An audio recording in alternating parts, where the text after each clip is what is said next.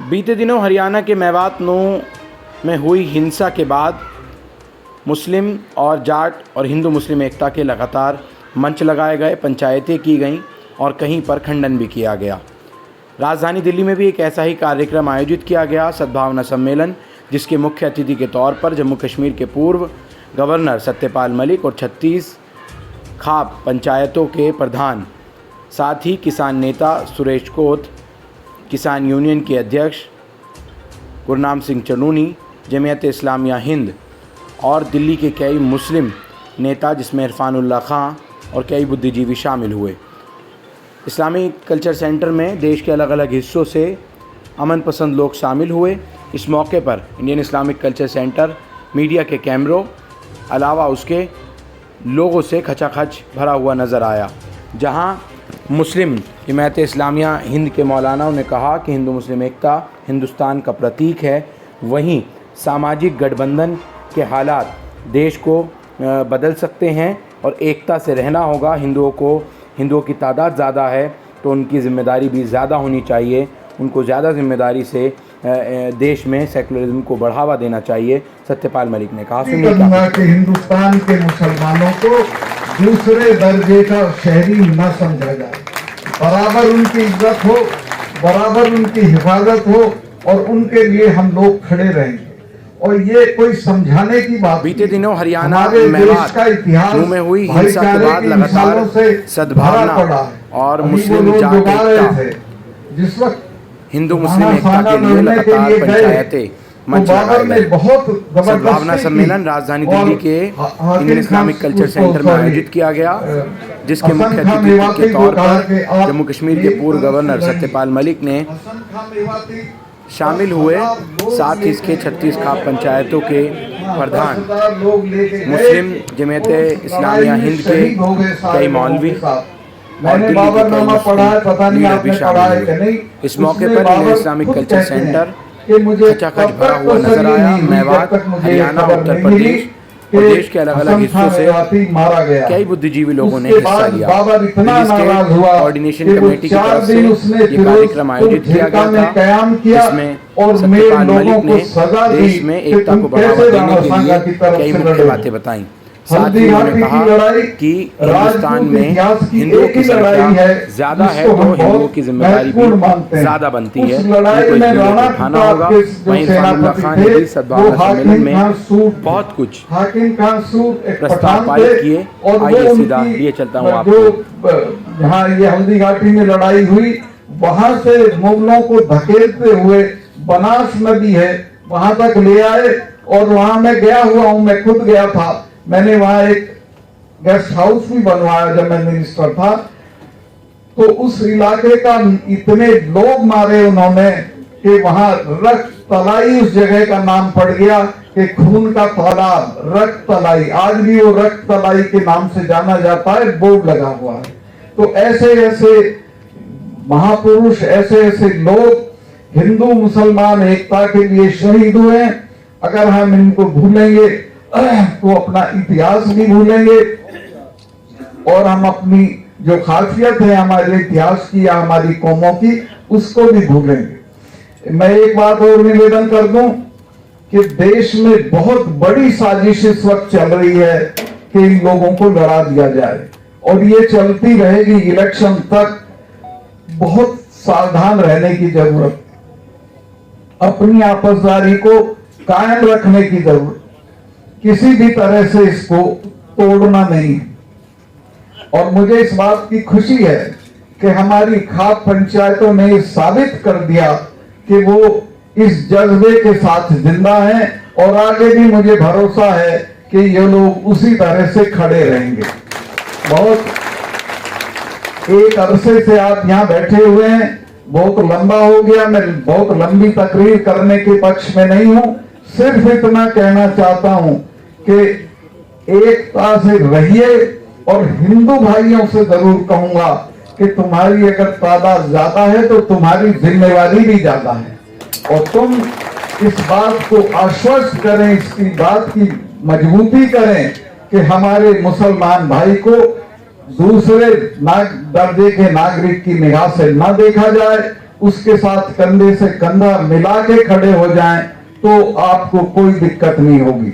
मैं जब मुजफ्फरनगर का दंगा हुआ, उसमें हमारे गोद का एक गांव है फुगाना, उसमें वो दंगा थोड़ा ज्यादा हुआ था, तो मैं वहां गया, लोगों से पूछा मैंने क्या हुआ। उन्होंने कहा जी बहुत गलती हो गई। उनको किसी ने खबर दे दी कि मलिकों का जो गोद का दादा है वो पीछे मुसलमानों के किसी गांव में मार दिया गया, जबकि वो गलत खबर थी। तो उसके रिएक्शन में वहां दंगा हुआ। तो गांव के लोगों ने, आप यकीन करोगे, रोते हुए कहा कि ये तो हमारी जिंदगी, हमारा तो गंडासा नहीं चटता इनके बिना, हमारा तो कोई काम इनके बिना नहीं होता।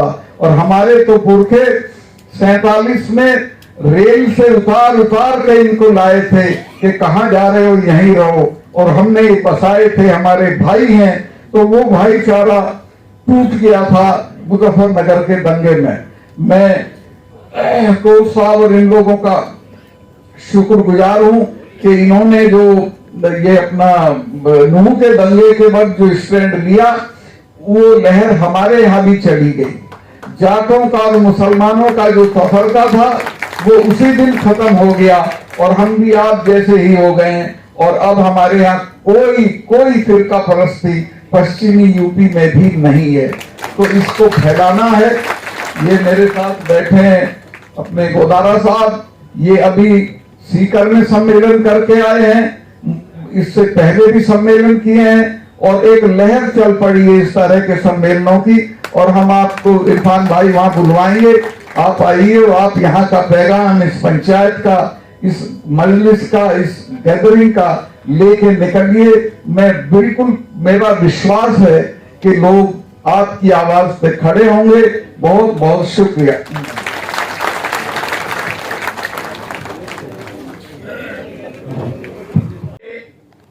स्टूडेंट लाइफ से है, जब मैं तालिब इल्म था, छात्र था, तकरीबन 45 साल हो गए हैं।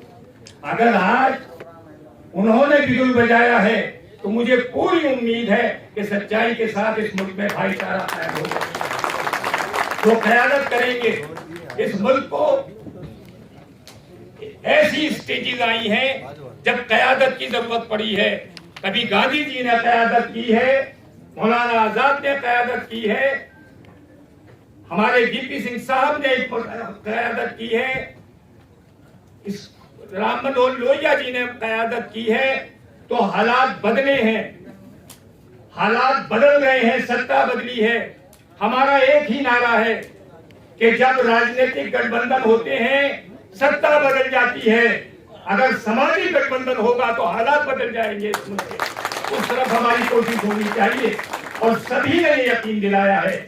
मुझे पूरी उम्मीद है कि अब जो बिगुल बजेगा इस देश में, क्योंकि गांधी अब दोबारा नहीं आएंगे, वीपी सिंह अब दोबारा नहीं आएंगे।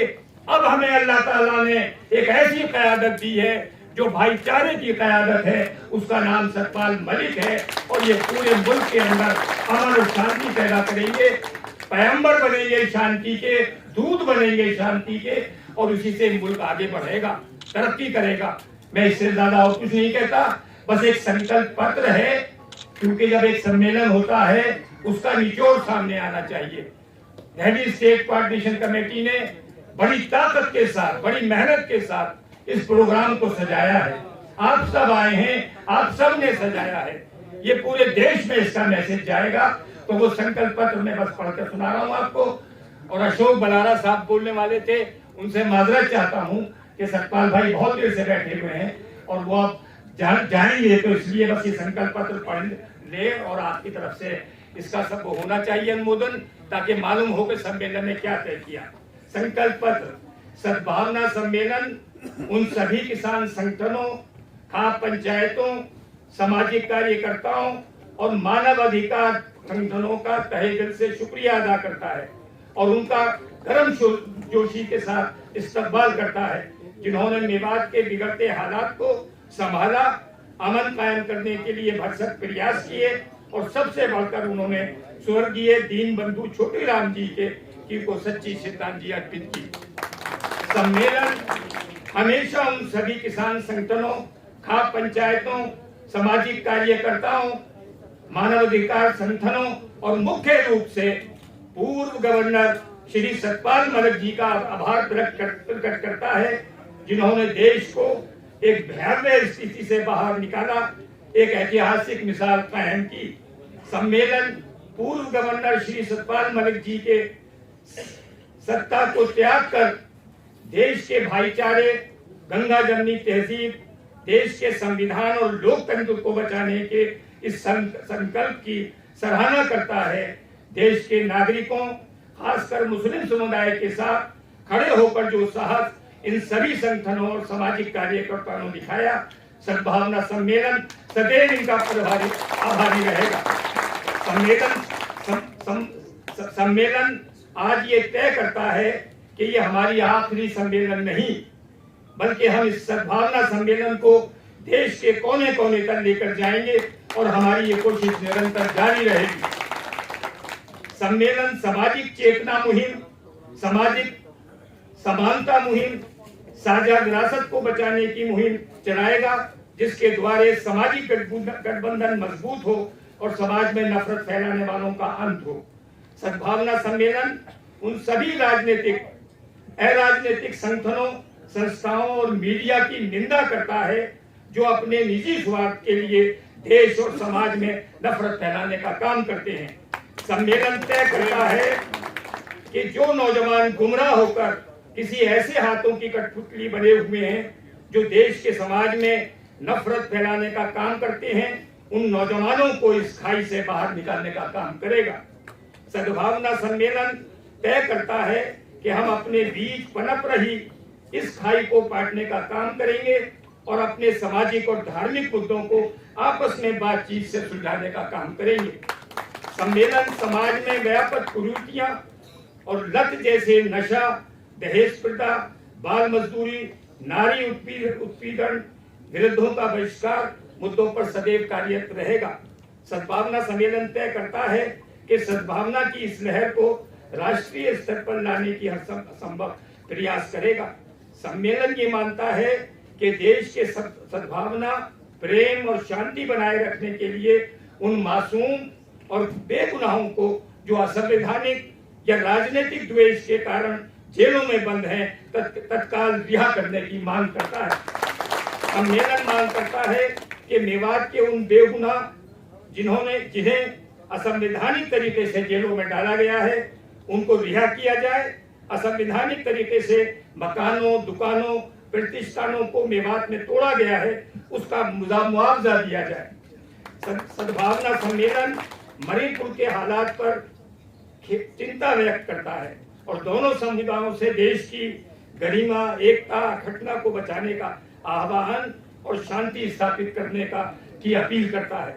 सद्भावना सम्मेलन वचन देता है कि देश की एकता, अखंडता, भाईचारा, सौहार्द, गरिमा को बचाने के लिए सदैव तत्पर रहेगा और किसी भी प्रकार के बलिदान के लिए सदैव तैयार रहेगा।